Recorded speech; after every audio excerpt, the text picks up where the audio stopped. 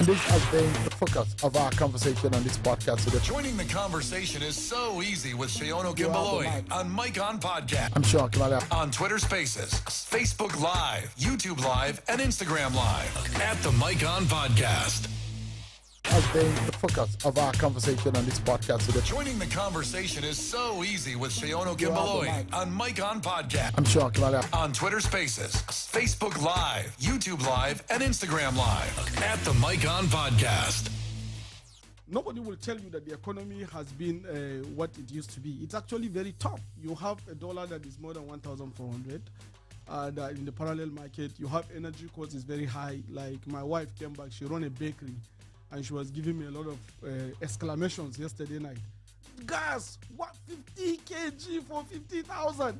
This. She was just exclaiming, on so many things that have changed. So this is a reflection of what is happening. So today's Tinubu Nigeria is bad. It's not that it's bad. It is just a reflection of but it's tough, like you said. Economic realities. It has nothing to do with national issues. But your wife is complaining. Yeah, of course she has to complain. That's our reality. So the today's Tinubu's Nigeria is a bad one. It's rough. I'm not sure it is not. That's why I'm trying to say it's not Tinubu's Nigeria. It is a global issue. We're talking about we're not talking about the globe. We're talking about Nigeria, which affects some of us who are living here and the experience that we have. And perhaps if we have a government that is listening, how can they be able to make it better? Because if citizens are not talking, if they are not going to the street to protest, if the citizens are not agitated, the government will think is doing the right thing. No. And that's why I'm asking whether or not, in your own experience, you think that is just fine. The present situation of the country is just perfect from your own view. The present situation of the country, it is not going to be categorized as fine. But again, the government is just about implementing its own fiscal year 2024 program. So anybody that will just pass a judgment now is pretty much premature. We have to wait and see what the government is able to deliver January 2024, December 2024. Otherwise, any other judgment will just be wrong. Yes, it's not really nice. The economy is tough. The situations are hard for everyone, all of us. But again, let's allow the government to start implementing its program first.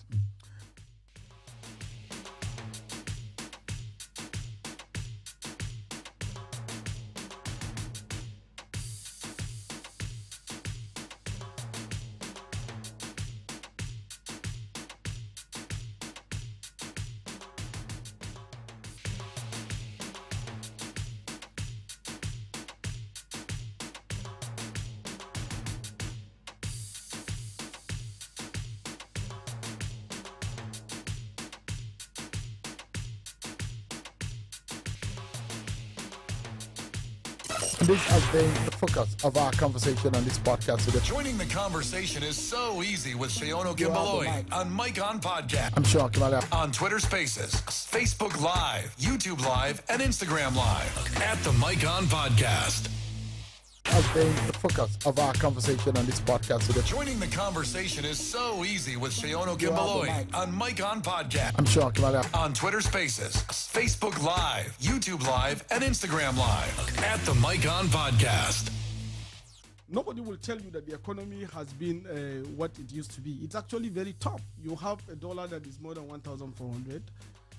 In the parallel market, you have energy costs is very high. Like my wife came back, she run a bakery, and she was giving me a lot of exclamations yesterday night. Gas, what, 50 kg for 50,000? This. She was just exclaiming, on so many things that have changed. So this is a reflection of what is happening. So today's Tinubu Nigeria is bad. It's not that it's bad. It is just a reflection of it's tough, like you said. Economic realities. It has nothing to do with national issues. But your wife is complaining. Yeah, of course she has to complain. That's our reality. So the today's Tinubu's Nigeria is a bad one. It's rough. I'm not sure it is not. That's why I'm trying to say it's not Tinubu's Nigeria. It is a global issue. We're talking about we're not talking about the globe. We're talking about Nigeria, which affects some of us who are living here and the experience that we have.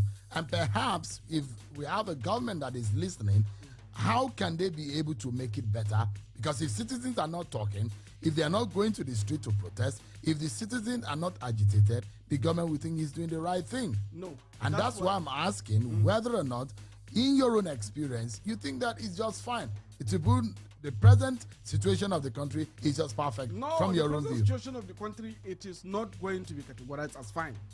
But again, the government is just about implementing its own fiscal year 2024 program. So anybody that will just pass a judgment now is pretty much premature. We have to wait and see what the government is able to deliver January 2024, December 2024. Otherwise, any other judgment will just be wrong. Yes, it's not really nice. The economy is tough. The situations are hard for everyone, all of us. But again, let's allow the government to start implementing its program first.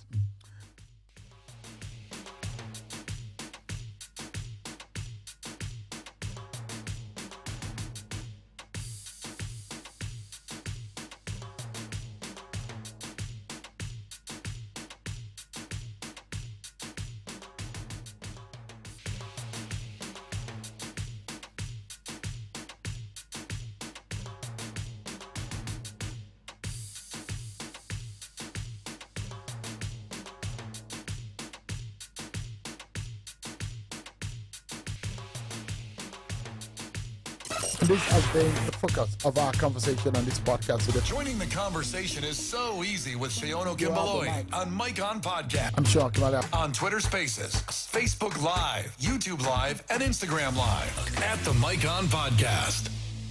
Has been the focus of our conversation on this podcast today. Joining the conversation is so easy with Sheono Kimbaloi on Mike On Podcast. I'm sure Kimbaloi. On Twitter Spaces, Facebook Live, YouTube Live, and Instagram Live at the Mike On Podcast. Nobody will tell you that the economy has been what it used to be. It's actually very tough. You have a dollar that is more than 1,400. In the parallel market, you have energy costs is very high. Like my wife came back, she run a bakery, and she was giving me a lot of exclamations yesterday night. Gas, what, 50 kg for 50,000? This. She was just exclaiming, on so many things that have changed. So this is a reflection of what is happening. So today's Tinubu Nigeria is bad. It's not that it's bad. It is just a reflection of it's tough, like you global said. Economic realities. It has nothing to do with national issues. But your wife is complaining. Yeah, of course she has to complain. That's our reality. So the today's Tinubu's Nigeria is a bad one. It's rough. I'm not sure it is not. That's why I'm trying to say it's not Tinubu's Nigeria. It is a global issue. We're talking about we're not talking about the globe. We're talking about Nigeria, which affects some of us who are living here and the experience that we have. And perhaps if we have a government that is listening, how can they be able to make it better? Because if citizens are not talking, if they are not going to the street to protest, if the citizens are not agitated, the government will think is doing the right thing. No. And that's why I'm asking whether or not, in your own experience, you think that it's just fine. The present situation of the country is just perfect from your own view. The present situation of the country, it is not going to be categorized as fine. But again, the government is just about implementing its own fiscal year 2024 program. So anybody that will just pass a judgment now is pretty much premature. We have to wait and see what the government is able to deliver January 2024, December 2024. Otherwise, any other judgment will just be wrong. Yes, it's not really nice. The economy is tough. The situations are hard for everyone, all of us. But again, let's allow the government to start implementing its program first.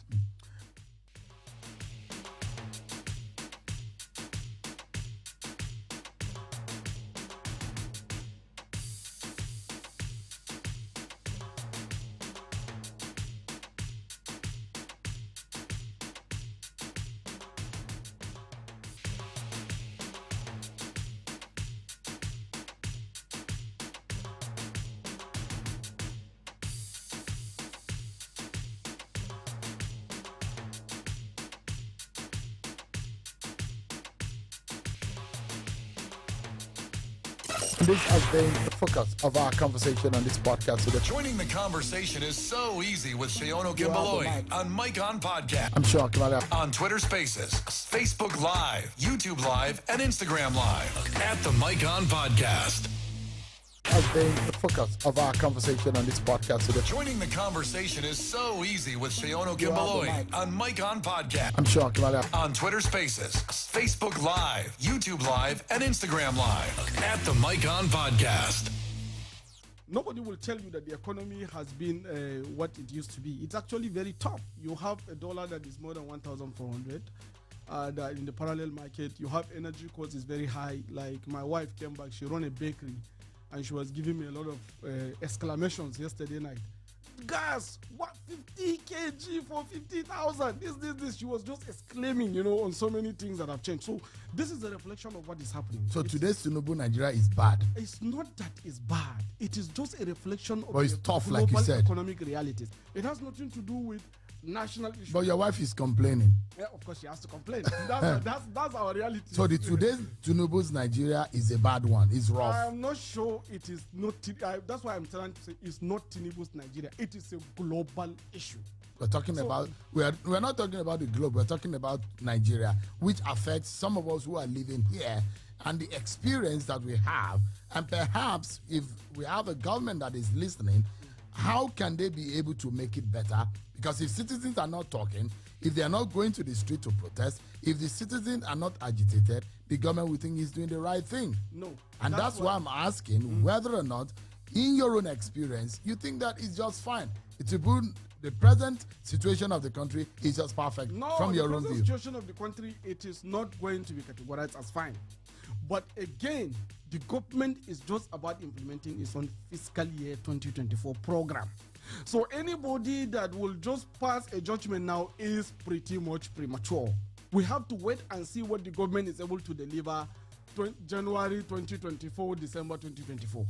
Otherwise, any other judgment will just be wrong. Yes, it's not really nice. The economy is tough. The situations are hard for everyone, all of us.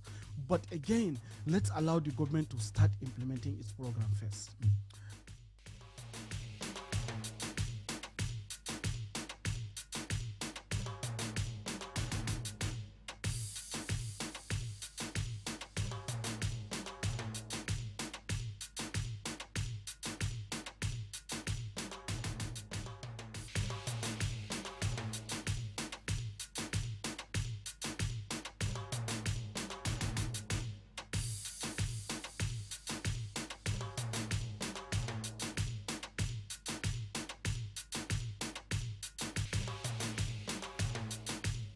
This has been the focus of our conversation on this podcast today. Joining the conversation is so easy with Shayono Kimbaloi on Mike On Podcast. I'm Sean Kamala. On Twitter Spaces, Facebook Live, YouTube Live, and Instagram Live at the Mike On Podcast. Has been the focus of our conversation on this podcast today. Joining the conversation is so easy with Shayono Kimbaloi on Mike On Podcast. I'm Sean Kamala. On Twitter Spaces, Facebook Live, YouTube Live, and Instagram Live at the Mike On Podcast. Nobody will tell you that the economy has been what it used to be. It's actually very tough. You have a dollar that is more than 1,400.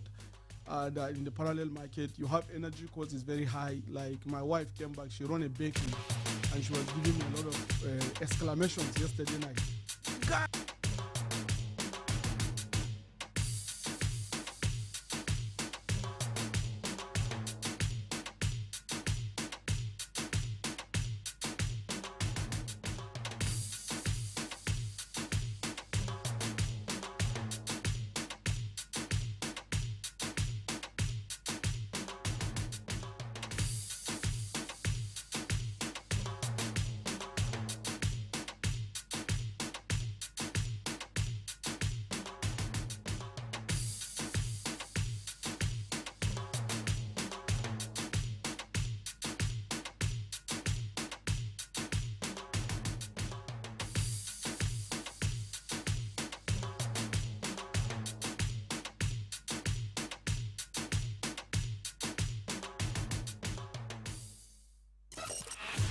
In this edition of the Mike On Podcast. The heat is on. The conversation around Nigeria's trajectory is not flogging a dead horse. The captains of the Nigeria ship gave us their awards before they were entrusted with the responsibility to drive us into prosperity. Beyond promises, they swore on oath to drive Nigeria on the right path. We will hold them accountable. Is Nigeria currently on the right path? Talk of the economy, security, and politics. Where are we? Where can we be? Where should we be? Join Seun Okimbaloi as he leads this conversation on the MyCon podcast today.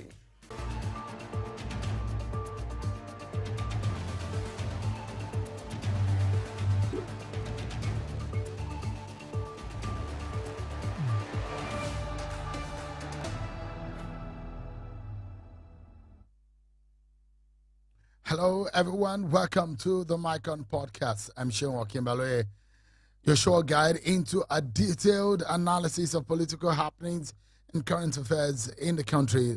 This podcast is an open platform.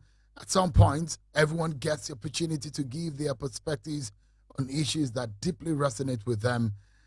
The MyCon podcast operates independently of my weekday show on Channels Television, Politics Today, as well as the weekend edition, Sunday Politics. Today, we take a look at the pressing issues gripping Nigeria, from the economy woes to the alarming security situation and preferring solutions.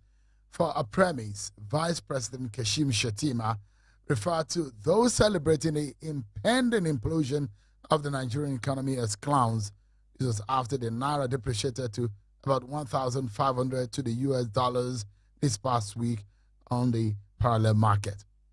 The FX crisis, constant price increases of essential commodities. The economic numbers have been looking bad for a while now, but do you know the worst case scenario? That is a terrible security situation. This past week, the Senate summoned security chiefs to an interactive session over the rising cases of kidnapping, terrorism, banditry, armed robbery, killings, and other criminal activities across the country. Security agencies say they have intensified surveillance and reinforcement in trouble areas. The economic outlook and security situation appear grim, but the real test of a nation's strength lies in how it handles its challenges. So I ask, is Nigeria on the right track? Are we dealing with our challenges the right way? Tonight, I'm going to open up the microphone just before I get our speaker to speaking with us on the MyCon podcast tonight. So let me get a few people to get their perspectives on the situation of things as of today. How are you feeling? What does it look like at your end? What do you make of the situation? How do we get out of some of the challenges that we're facing presently? I would love as many people that wish to express their views about what is going on to speak up so we can get started on the conversation tonight, because tonight's conversation is about the Nigeria of our dreams, the state at which it is today, and where we think that Nigeria could be. This is one conversation that we want to have tonight. But let's take just a brief of a moment. We take a break. And when we return, the MyCon podcast will be the mic will be open for everyone who wants to speak on the question, is Nigeria on the right track? We'll be right back shortly. This has been the focus of our conversation on this podcast today. Joining the conversation is so easy with Seun Okimbaloi on MyCon Podcast. I'm Seun Okimbaloi. On Twitter Spaces, Facebook Live, YouTube Live, and Instagram Live at the MyCon Podcast. This has been the focus of our conversation on this podcast today. Joining the conversation is so easy with Seun Okimbaloi on MyCon Podcast. I'm Seun Okimbaloi. On Twitter Spaces, Facebook Live, YouTube Live, and Instagram Live at the MyCon Podcast. This has been the focus of our conversation on this podcast today. Joining the conversation is so easy with Seun Okimbaloi on MyCon Podcast. I'm Seun Okimbaloi. On Twitter Spaces, Facebook Live, YouTube Live, and Instagram Live at the MyCon Podcast. This has been the focus of our conversation on this podcast today. Joining the conversation is so easy with Seun Okimbaloi on MyCon Podcast. I'm Seun Okimbaloi. On Twitter Spaces, Facebook Live, YouTube Live, and Instagram Live at the MyCon Podcast. This has been the focus of our conversation on this podcast today. Joining the conversation is so easy with Shayono Kimbaloi on Mike On Podcast. I'm sure Kimala. On Twitter Spaces, Facebook Live, YouTube Live, and Instagram Live at the Mike On Podcast. This has been the focus of our conversation on this podcast today. Joining the conversation is so easy with Shayono Kimbaloi on Mike On Podcast. I'm sure Kimala. On Twitter Spaces, Facebook Live, YouTube Live, and Instagram Live at the Mike On Podcast. Has been the focus of our conversation on this podcast today. Joining the conversation is so easy with Shayono Kimbaloi on Mike On Podcast. I'm sure Kimala. On Twitter Spaces, Facebook Live, YouTube Live, and Instagram Live at the Mike On Podcast. Nobody will tell you that the economy has been what it used to be. It's actually very tough. You have a dollar that is more than 1,400. In the parallel market, you have energy costs is very high. Like my wife came back, she run a bakery, and she was giving me a lot of exclamations yesterday night. Gas, what 50 kg for 50,000? This. She was just exclaiming, on so many things that have changed. So this is a reflection of what is happening. So today's Tinubu Nigeria is bad. It's not that it's bad. It is just a reflection of But it's tough, like you global said. economic realities. It has nothing to do with national issues. But your wife is complaining. Yeah, of course, she has to complain. That's our reality. So the today's Tinubu's Nigeria is a bad one. It's rough. I'm not sure it is not. That's why I'm trying to say it's not Tinubu's Nigeria. It is a global issue. We're talking about we're not talking about the globe. We're talking about Nigeria, which affects some of us who are living here and the experience that we have. And perhaps if we have a government that is listening, how can they be able to make it better? Because if citizens are not talking, if they are not going to the street to protest, if the citizens are not agitated, the government will think is doing the right thing. No. And that's why I'm asking whether or not, in your own experience, you think that... so easy with Shayono Kimbaloi on Mike On Podcast. I'm sure Kimala. On Twitter Spaces, Facebook Live, YouTube Live, and Instagram Live at the Mike On Podcast.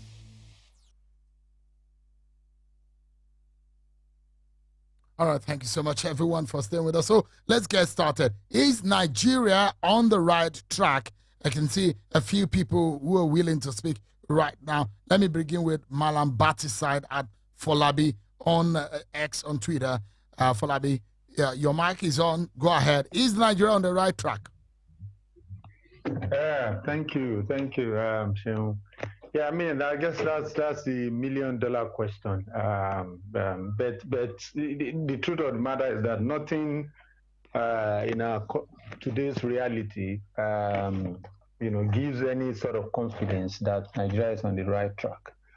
I mean, when you see the back and forth, when you see the policy and policy reversals that this government has been going through, it just feels like it's trial and error. They're just trying to throw everything in the kitchen to see what sticks, and it's really dangerous. Honestly, I don't believe that all the variables were considered before the liberalization or the regulation policies of this government were embarked on. The subsidy removal was not properly thought through. Exchange rate, liberalization or naira floating. In fact, I think that's just a much more catastrophic issue. Because when you look at it, the fundamentals do not support for us to float the naira. You just need to go and look at what one interview that Buhari granted, I think about a while ago, when he was asked why he was not willing to listen to IMF and the World Bank in terms of regulating the naira. And he made a lot of sense. He said, look, you don't have power, you don't have the fundamentals to be able to defend the naira. So if you leave it to float, it will disappear. And this is what we're currently experiencing. We're in crisis, and honestly, I think this government should, swallow their pride and go back to the drawing board, particularly with respect to floating of naira. I don't think we are where we can float it. I think we can call it a managed float, a situation where you just have to have it stabilized around, it has to be range bound, and this is about the numbers. They need to do whatever they can do to make sure they collect the right data.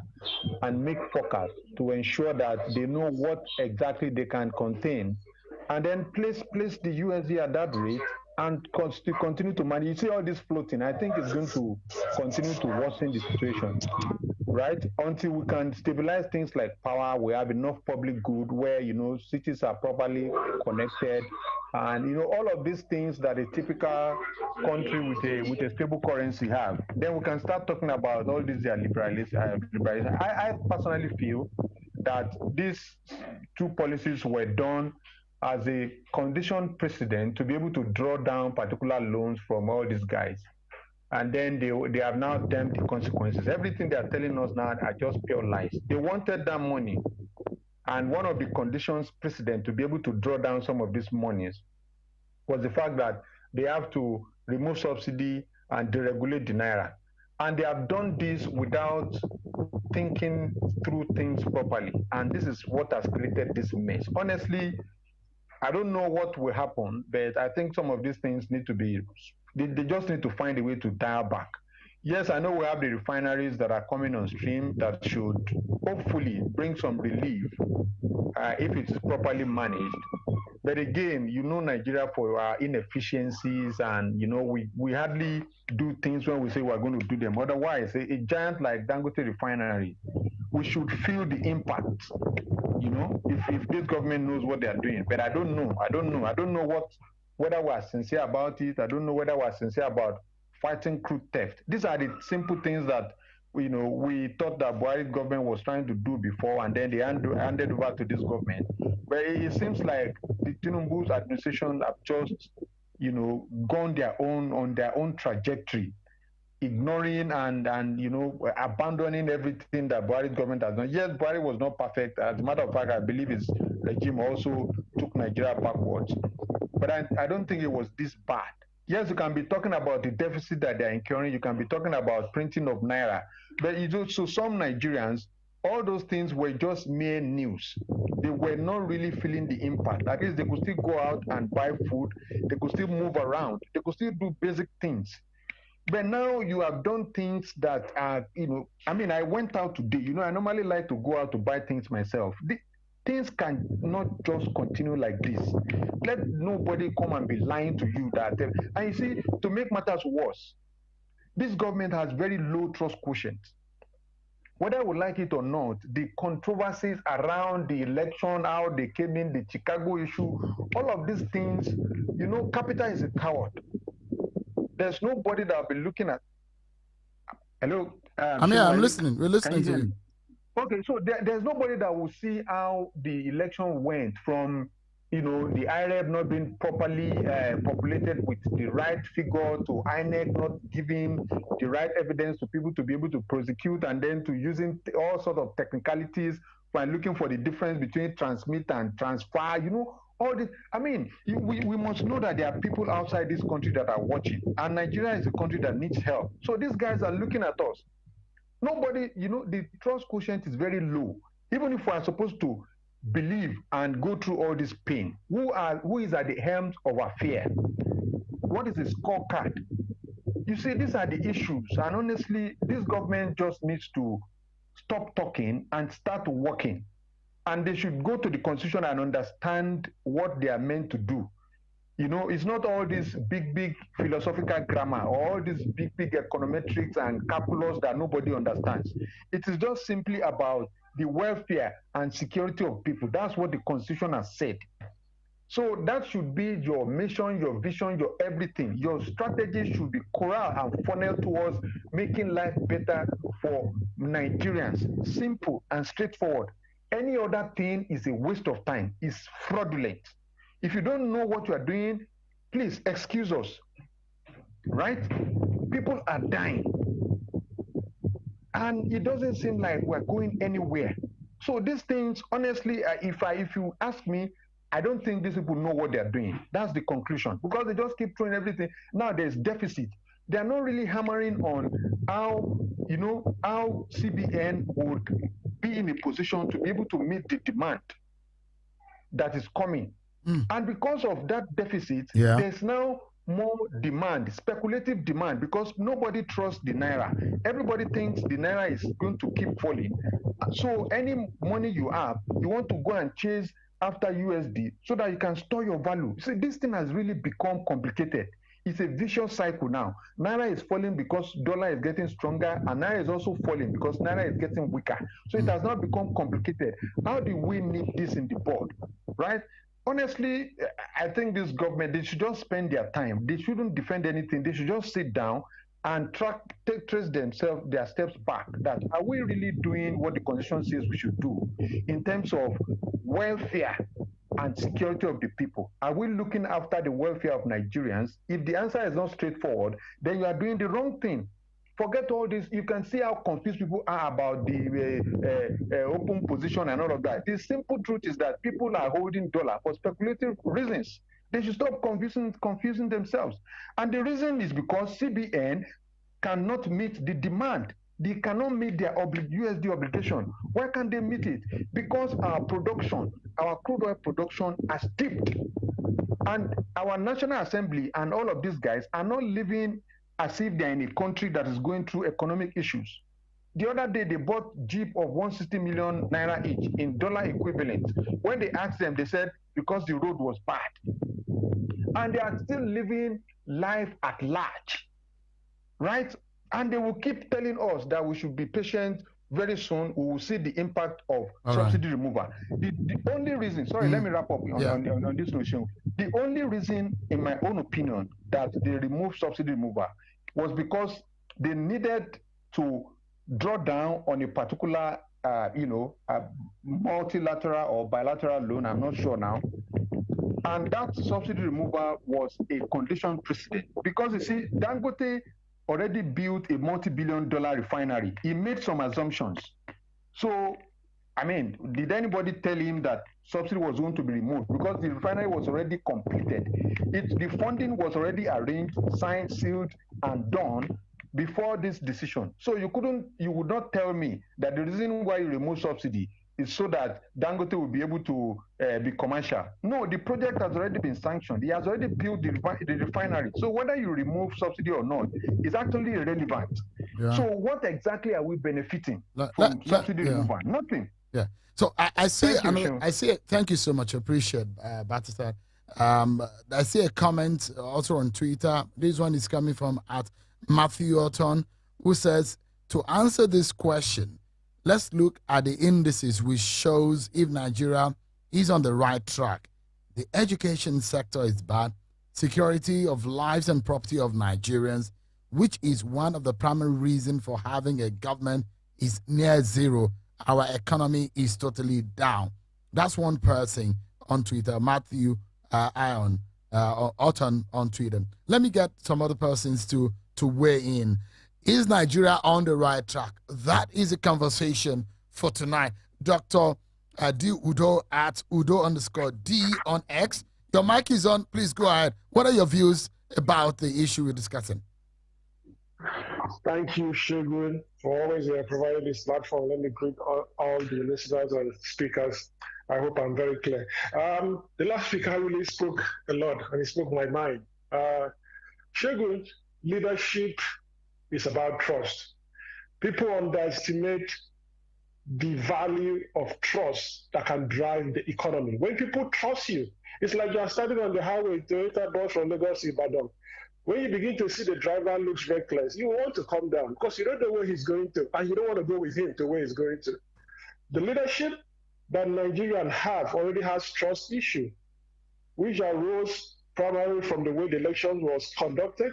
Nobody had given account on what caused the glitch.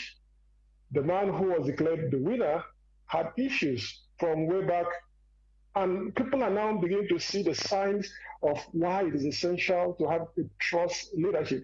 Someone had said something while Buhari was about going. We all agreed that Buhari was bad, but someone said, may we never miss Buhari. I didn't know what he said was going to be true. He said, may we never miss Muhammadu Buhari. And today, it's not even up to 8 months. People are even wishing that we should have gone back to Egypt. That was what happened to the children of Israel at that time in the Bible when we read. People are saying that this is the worst government we have ever seen in our lives. This is the worst. The indices is bad. Look. In our lifetime, we had single-digit inflation. Nigeria was the third fastest growing economy in the world. A bag of rice was 7,000 naira. I wrote a tweet this morning that I bought a ticket on KLM at KLM office in Murtala Mohammed for 184,000 naira. I was flying Arik for 20,000. And then Nigerians, in their wisdom, foisted this suffering on us because a group of politicians came together, driven by anger, driven by power loss, and they foisted this hell. Because I can't call this leadership. This is hell. Foisted hell on us. And the problem is not even if this is the end of it. The problem is that we are not even seeing the light at the end of the tunnel. Because if we see the light, then we will hold on to hope. Because what we need now is hope to keep going ahead with whosoever is in the driver's seat. He's not even giving us a message of hope so that we can hang on to it. He doesn't care. Jumped on a plane for a private visit to Paris. What are you doing in Paris? A leader that his house is on fire is going to be in his house. That is how you bring people together to join you in that hope that you are trying to sell. And for goodness sake, his message is called "We Need Hope." I don't even think he knows what it means. Or I don't even think he knows the mantra of the government he is leading. And we saw images of him sitting down in the living room in Paris, relaxing. This is not a time to relax. If you wanted to relax, you would have excused us and allowed people that were willing to walk, because Nigeria needs a 247 president. Don't let anybody lie to you. You cannot delegate some of these things. You have to be on top of it. You have to give order, because signs are even there that this could even be saboteur. Nobody is telling me that this insecurity doesn't have conspiracies involved in it. This is saboteur. People need to be relieved of their duties. Even in the security agencies, we need to know how are these people able to move human beings in convoys, go into homes, and take them to a safe place and keep. But I cannot, on my own day, travel from here to there without checkpoints. How are they moving? Shegun, take a car, drive your car from Abuja to Kaduna or anywhere you're living, and you see a checkpoint. So the sense of security we have is an illusion. It's a joke. This is a complete joke. We are in the animal farm that John Orwell talked about. This is an animal farm where all animals are more equal than others, because some of them they have the privilege, to have securities with them. We don't have. So that's why we're going to have to fight for a Nigeria that our children can feel safe, and for a Nigeria that we can be able to be safe. Because this is now the fight between the have and the have-nots. We are the have-nots. They have. We don't have. Their lives are okay because they can jump on a plane and go wherever they want to and take their children away from this madness. This is madness, Shogun. This is madness. Okay? We are not on the right track, Shogun. We are not. Wow. All right. Thank you so much. I appreciate Makudo. Let's get another person to weigh in. Liberty champion at Lifa to Belly on Twitter. Your mic is on. Please go ahead. Hello, Sheung. Good evening, everybody. Thank you for giving me this platform. Well, I just came on. Is Nigeria on the right track? Well, this is how I want to put it. I guess for those who sowed the seed of division, sowed the seed of ethnicity, sowed the seed of bigotry, sowed the seed of nepotism, greed, selfishness, and avarice, for them, Nigeria is on the right track. This is exactly what they had planned for us as Nigerians. This is exactly what they wished on us as Nigerians. We cannot expect anything better. In fact, it's only going to get worse, because when we're from the last electoral cycle where so many Nigerians across tribe, across religion, across all kinds of ideological beliefs, decided to come together and say, this must work. Nigerian youths in particular, all over the world, both in Nigeria, both abroad. We pulled together, we said we wanted a new Nigeria. What happened? The establishment worked against us. And I have to say, Shane, with all due respect to you all, to the traditional media, I think this is where the traditional media really failed us as Nigerian youths, as Nigerians, because if you guys, as the traditional media, had remained with the tenacity that ordinary Nigerians were, the fire that we had, I don't think the cabal that is in power now would have succeeded in subduing, subjugating, and stealing our mandate. You know, Nigerians, we have lost the courage. We have lost the belief in the fact that we as Nigerians, we can save our country. And this is what it is. Sean, you know, I heard your broadcast the other time calling on Mr. President. I think this is where everybody, to all the traditional media, I rise, you guys, all of you, I think it's about time now we need to save Nigeria. We need to call a spade a spade. Enough of the political correctness. Because for me, I see I'm abroad, but I worry for my country. I really, really do worry for my country. Because the insecurity, the killing of people, the loss of life, the innocent being lost, no accountability, and suddenly there are some paid agents coming to spew the narrative of bandits, of brigadiery, of people just committing crime. One police spokesman talking of topography. That country, in fact, like what Dr. Udo said, is just pure madness that you can't even describe it in words. Literally, you look at Nigeria and you just open your mouth wide. You don't know how far your bottom jaw is going to drop to the ground. So I'm calling, Sheung, I'm glad you're using this platform. I think it's about time the traditional media, whatever NBC like they do, you guys need to pull together and speak truth to power. This must stop. Mm-hmm. All right. This must end. That is all I have to say. Thank you so much. You. Thank you so much. I mean, anybody who is going through stuff here in Nigeria, either it's good for you, you want it to be better. If it's not good at all, you want it to be good.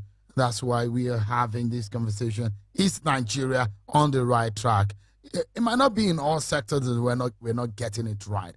This government might be trying its best and making effort, but things are not looking exactly the way we want it to be. But it's good for us to have a conversation to set the nation on the right track. I'm not sure this is about personalities, but anyone who is given the responsibility to do and to act in certain way must be held accountable. Dos Santos on Twitter at my cousin Dos Santos. Your mic is on, please. Go ahead with your intervention. Yeah, all right, Sheung. Good evening, Nigerians. Wherever you're spacing from, good evening, good morning, good afternoon. Is Nigeria on the right track? We all know that Nigeria is not on the right track. We know the truth. Okay, yeah, people will bring political parties into this and so on. The current APC government, I'm not talking about only Tinubu, the current APC government has taken us back before 1999. Our economy before 1999 was, our GDP was 0.58. 0.58. Now go and check your GDP. Our exchange rate, in fact, Tinubu doubled the exchange rate that, when Buhari left office, it was 758 naira to a dollar. But Tinubu doubled it within the space of how many months? 8 months. Nigerian exchange rate. The exchange rate will have $1 to a naira. Tinubu was the man that was fighting for restructuring. I remember during the Obasanjo administration, he took the federal government to court over VAT, right? What is happening? Is he talking of restructuring again? He was someone that was advocating for state police.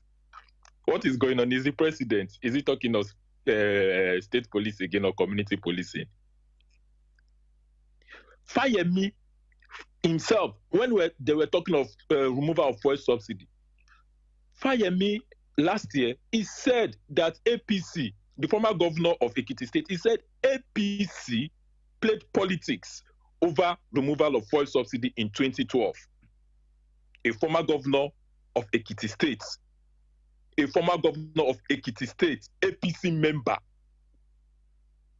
They do that because of politics. That's to tell you how evil APC are. Because of politics. We all know that the best time to remove fuel subsidy was 2012. We knew that the best time was 2012. Now, we are all crying. APC likes playing politics with the lives of Nigerians. What about the Confab report? They were not present, but these are people that were supporting restructuring. They were not present for the Confab report, but their own. Look at even 8 years of Buhari's administration. 8 years of Buhari's administration. Tinubu did not say anything. APC, in fact, ACN, I'm talking of the Southwest, the renewal of the Yoruba Renews, supporting Tinubu. They did not criticize Buhari at all. They were defending him. Oh, the excuses that they like giving, global inflation. There was global inflation. 2019, was there global inflation? 2019, was there COVID? Go and check the exchange rate as at 2019. Was there Russia-Ukraine war 2019? APC, in fact, ACN, I'm talking of the ACN, I'm not even talking of APC as well. They know themselves. They were defending Buhari. Why? Because of 2023 presidency. If Buhari do not rubbish, they will defend him. Oh, Buhari is the best. When Tinubu was sworn in, what happened? They started criticizing Buhari. Isn't that laughable? I can give you names. Nuhu Ribadu. He said Buhari have bankrupted our country. They are there. The Minister of Finance, he said the best time we have great economy. I can go on. And now they are coming out criticizing Buhari's government. Those in government criticizing Buhari's government. Isn't that laughable? All right. Bajabiamila, same thing, criticizing Buhari's government. That's to tell you that APC are people that play. Look at insecurity, killing up and down. The president is in Paris, is in France, enjoying his life while Nigerians are being killed. Please, ever since people have been killed, has he visited anybody before? No. But he was one of those people that said, oh, Jonathan was dancing on campaign ground when people were being killed. But we're on a president today. He did France. They're enjoying life. He has never visited any family members. Over 200 people died in Plateau. Your president no visit. Look at Ekiti State. They have killed people in Ekiti State. Where is he? He did France. They're enjoying life. They want to live extravagant life. His wife, the budget over $1 or so for cars.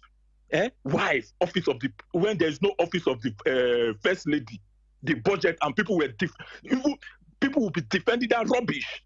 Is that the kind of country? Is that the kind of person you guys are? The same person that was criticizing PDP 16 years. What they have criticized PDP for 16 years is what they are currently doing now. In fact, worst, because PDP no acts of what's it called, billions of dollars for first lady office. I eat the mic. Thank you so much. I appreciate. I'm seeing some comments here, and they're quite interesting. Olofofo.off.africa on Twitter says, excuse me, I don't think this is about political parties anyway. APC today are PDP of yesterday, and LP today are PDP of yesterday. It is not about political parties. It is about Nigeria politicians. Ayodeji on Twitter @_Deji says, I haven't seen much progress in the last 6 months. It seems more like we are continuing downwards. Perception is key. How has Tinubu showed seriousness about tackling corruption, indiscriminate spendings by government officials, irresponsible statements from so-called spokesman? And there is another person who says, Don Coleon at Okudili Abon, he says, Shegun, I'm afraid Nigeria is not on the right track. Can you believe that we have graduated from where we have moved rigging election by ballot stuffing and ballot snatching to pre-filled result sheets? So, these are some of the comments that we're getting. But let's get a few more people.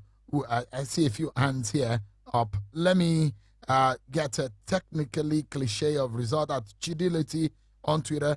Please, your submission quickly. Is Nigeria on the right track? Thank you. Yeah, there are questions if I don't even need to answer. Everybody bank account can explain better. However, let me say this, Mr. Shehu, I'm really angry. Reason is it seems like since 1999 we've been spending money on Electoral Act, trying to improve our electoral system. 2023 with the judiciary destroyed everything. Judiciary told us the IRF is nothing. Judiciary told us whatever we are doing, you can snatch ballot boxes and tell us to go to court. Now they are not snatching ballot boxes anymore. Now they will go and have access to CBN warehouse where they kept the electoral materials, right results, escort the same materials to the polling unit with military and army. They will just substitute it. I mean, this is very sad, honestly. And my taxpayers the Yakubu is still sitting there tightly, pretending as if he doesn't know how to write a resignation letter, and nobody's talking about it. And this is very sad. And this is a country we said we are removing subsidy. After the removal of subsidy, we now created another platform of sharing money, according to them, to palliative. When you calculate this palliative and the one they have looted, is almost the same thing with the subsidy. So why did you remove subsidy? Why not leave it? So that the whole Nigeria will benefit from it instead of sharing palliative left and right. Spiritual people are collecting palliative, and people are looting it. Naira is going down. Of course, they are even confused. They don't even know what is causing the Naira to go down. Tomorrow they will come and CBN will do this. Tomorrow this one will block border. This one will come and say patronize locally made items. Meanwhile, the government itself is buying SUVs in foreign land. And people will come on Twitter, pretend as if nothing, as if they don't know what is right to say. I will keep saying this. The mistake we made was in 2015. And we are still paying it today. And that's the facts. Until we wake up to say APC, PDP, we are retiring this political. It's not by fault. We have to retire these two parties. They should not be existing. They should not exist anymore. Look at them. This one will jump from PDP, will go and visit president and shake hand. Tomorrow he will start praising the president. Tomorrow another person will wake up and start talking rubbish about the president. Next day you will see him go to Aso Rock, drink tea and coffee, and come and tell you the president is the best president in the whole world. Is that what is my own future like? If I'm depending on this political transfer we are doing in Nigeria. All right. Thank you, Mr. Shehu. Thank you so much. Let me get one or two more persons to weigh in. Let me get Damola at Governor Raid on Twitter. Your quick intervention, Damola. All right. Good evening, Shehu. Thank you for having me. I'm sure you even lost the zeal for correcting. Some people have been calling you Shegun, but that's by the way. I'm used to it by now. Yeah, I thought as much. Yeah. So I'm not even going to regurgitate what everyone has said. Your question is Nigeria on the right track. I think that's obvious. That obviously answers itself. This doesn't feel like a country that's on the right track. So I won't even continue to repeat what everyone has said. I'm just going to buttress the point which one of the speakers made earlier on. And this is not to put you on the spot, show, but you see, really, I personally expect more from the traditional media. That's TV stations, radio stations, newspapers. Like, I knew what we saw in 2013, 2014. You guys literally put Jonathan on the spot. The Jonathan government then did not have it easy. You literally held them by the jugular. You asked the difficult questions. You called the government to, you're always asking them questions. It made them very, very uncomfortable. But post 2015, we've not been seeing all that. It's just very, very disappointing. Like that quality of information we're always getting back then, it's not what we see now. So I just think we expect more from the traditional media. Then second of all, to the so-called opposition, of course, they are doing it very honestly. Saying they are doing a terrible job is even an understatement. And that's PDP, Labour Party, and all these other smaller parties. You know, we need to put this government on the spot. I'm not saying this, I'm not calling for violence or anything, but we need to put them on the spot. At least maybe, just maybe, because my major fear about all what's happening in Nigeria is that for the first time, I can't even see any solution.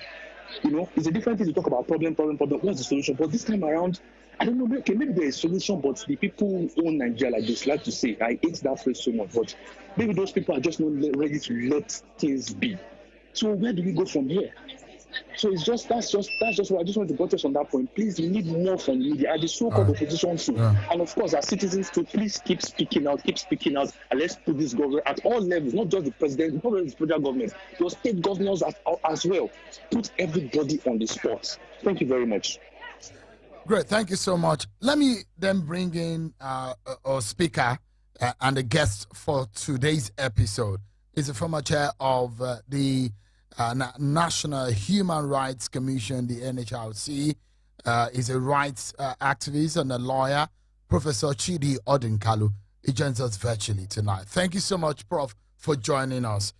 And I mean, we've been having this conversation. We've had a lot of Nigerians speak their minds about whether Nigeria is on the right track in the nation that we belong to. There is this the Nigeria of our dreams, and that's why we're having this conversation with you. Prof, what are your initial thoughts tonight? Well, thanks, Sheon.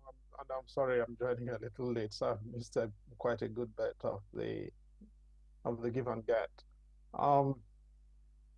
I don't know what I'm supposed to answer. Is Nigeria on the right track? I presume every citizen has got a right to determine that for themselves. It depends on what are the parameters with reference to which we want to answer that question. I'd like a little more clarity. You know, everything in Nigeria sooner or later defaults to ethnicity and religion and where are you from and who are your ancestors and who is your father. You know, so I'd like us to have clear enough parameters on the basis of which to address the question. Fantastic. So let's begin. So one would think when there is a change of power, a transition in governance, there must be some kind of progression upwardly and in a forward-looking manner. And when the President Bola Tinubu government took over the aims of affairs from the last government, Muhammadu Buhari, there are lots of promises that were being made in fixing the economy, in ensuring that Nigeria is secure, in foreign exchange and all what have you. Really? I mean, there are promises that are being made, Prof. Did you follow the campaigns? Sure no, I'd actually like to push back against that rather strongly. First of all, in 2015, Buhari promised Nigerians change. He did not. People were so gung-ho about getting rid of Jonathan. No one asked him what manner of change. Let's be clear. Nigerians got what Buhari promised. They got change. Now, after they got change, they then started asking questions they should have asked before Buhari came to embody change, which is what manner of change? Change is a value-neutral expression. So if you want to, change can be positive and it can be negative. It can be constructive, it can be destructive. And now, it can be benevolent, it can be malevolent. How your change works for you depends on how you want it to work. Buhari did not say, I'll bring change for the better. He said, I'll give you change. He said, I'll give you change. And he was changed. Now, so people got rid of Jonathan. They enjoyed Buhari for 8 years. On the eve of Buhari's departure, what Tinubu said was, it is my turn. And his main campaign promise was, I will continue Buhari's policies. He has delivered on both. What is your problem? But I'll reel out a few of the promises they're made, so which makes a lot of people feel somewhat perplexed. Did you ever imagine, Prof, that the exchange rate, Naira will exchange for 1,500 at the parallel yes, market. Yes, I did. Actually, it was good. It was very clear. It was very predictable. I wrote about this. Now, we simply don't like evidence, okay? We like to do ethnic politics and faith politics and sectarian politics, and then it is not our portion. Look, when Tinubu said he was lifting fuel subsidy without having contemplated the options, everyone who looked at the numbers knew this was where we were headed, because the fundamentals hadn't changed. And you see, the problem with fuel subsidy was not that the idea was wrong. They said it was corrupt. Now, so it is like this. Nigeria discovered that there was a tumor in the head and decided what to do was to cut off the neck. Right? Mm-hmm. Not try and see how to address whether you can shrink the tumor or go in and try a surgical procedure or do radio. No, it is just decapitate the head. The tumor will go with it. Now, so the problem was the administration of subsidy had been shown to be progressively worse in terms of corruption. And the answer was end petroleum subsidy. In a country in which most people depend on daily subsistence in order to make ends meet. And there was no plan. Now, the Federal Ministry of Finance, to my knowledge, predicted all that is happening in a paper to the executive. Did anyone want to listen? No. Did anyone want to look at the evidence? No. And if you said anything, people were going to look at you, I'm not a natural Tinubu voter. I will not vote for Tinubu. I did not vote for Tinubu. But you see, it is one thing to say, I will not vote for a candidate. It's another thing to wish Nigeria to fail. Nigeria is bigger than Tinubu. Nigeria is bigger than me. And every one of us would like Nigeria, irrespective of who runs it, to succeed. Because if the country succeeds, all of us will fare well. And when you see a policy that is quite clearly wrong-headed, it is essential to speak up and say something about it. Not because you don't like the person implementing it, or they're not from your village, or don't go to your church or your mosque, but because you care about the country. And when people speak up because they care about the country, they get abused on the basis of factors that are irrational. So let us all enjoy our irrational factors and our irrational systems. Because, and I'd like to ask you, I mean, you heard President Bola Tinubu who promised that on his swearing in on the 29th of May, that he will expand the economy by at least 6% a year. He will lift barriers to investment, create jobs, and unify the exchange rate while also tackling rampant insecurity. These are statements that were made on the day of swearing in, his very first day in office. And so when you spoke in a manner which you spoke earlier, and I'd like to ask you, Prof, were you expecting, or are you surprised about the situation we find ourselves today? Excuse me, Shehu. So you are going to deliver these policies with Wike as Minister for FCT, with the defense ministers that you have got, Matawale and Bagudu. You're going to deliver these policies with Better Edu in humanity. Please get real. Are you saying no, those persons don't have what it takes to be in the cabinet? They don't actually. They don't. And you know it. I'm sorry. They don't. There are exceptions on the cabinet, and I'm going to be very brutal here. Yusuf Tuga in foreign affairs is an exception. Very capable. Dr. Ali Pate, extraordinarily capable in health. The finance coordinating minister for finance, Mr. Edu, capable, very capable. Attorney General of the Federation, I'll give him credit. But look at that cabinet list and tell me that you can count 40% that you are going to battle Nigeria with and succeed. Look at it. And so you're telling me, by the way, what a man tells you on the day that he is sworn in is different from what they tell you on the campaign trail. On the campaign trail, people were not willing to ask Tinubu difficult questions. And when he was asked difficult questions, he parceled the questions off to other people. So there was no plan. And it was very clear. And it is still very clear that there is no plan. Because if there was a plan on subsidy, you were going to have seen that plan unfurled before the announcement of subsidy. It was not going to be ad-libbed at the inauguration. You were not going to have for a policy as monumental as removal of subsidy. You were not going to have the president ad-lib it, because the consequences of that policy are far-reaching.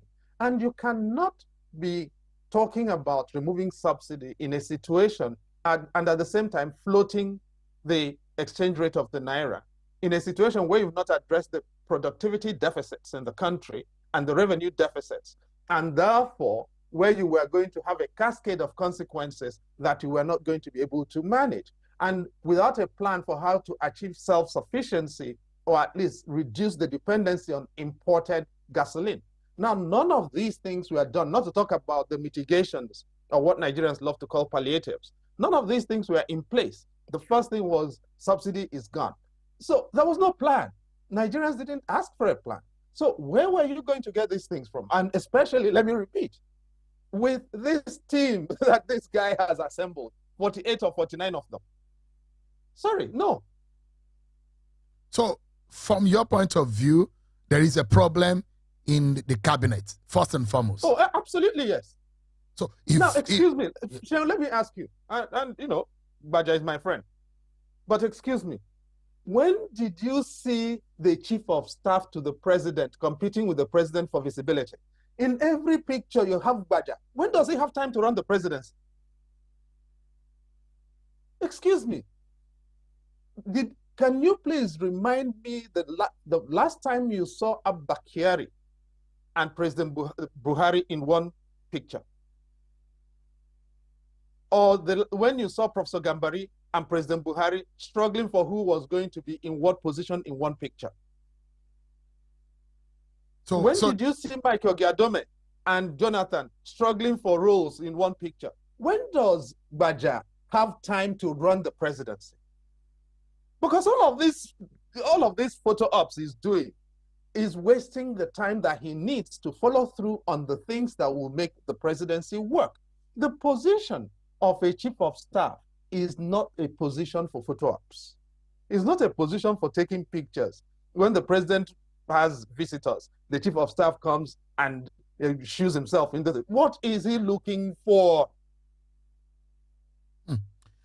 So let's clarify this.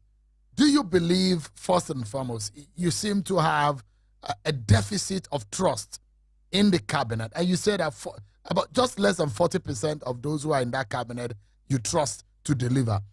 But what about the capacity of the leader of the team, the president, the number one citizen? The president does not have to be the brightest person in the room, okay? The president just has to be able to assemble a team the team around the president is even more important in many ways than the president.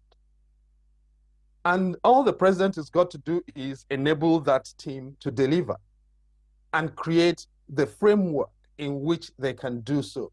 But excuse me, my sister Ojo Hanenye is an accident that has been happening every day in women affairs, okay? The latest is celebrating her husband with the headed letter sheet of the Ministry of Women Affairs. By the way, how do you use the resources of Ministry of Women Affairs, which is very underfunded, to fund the birthday of a man?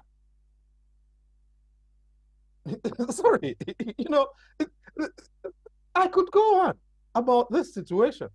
And the cabinet is dreadful. I'm sorry.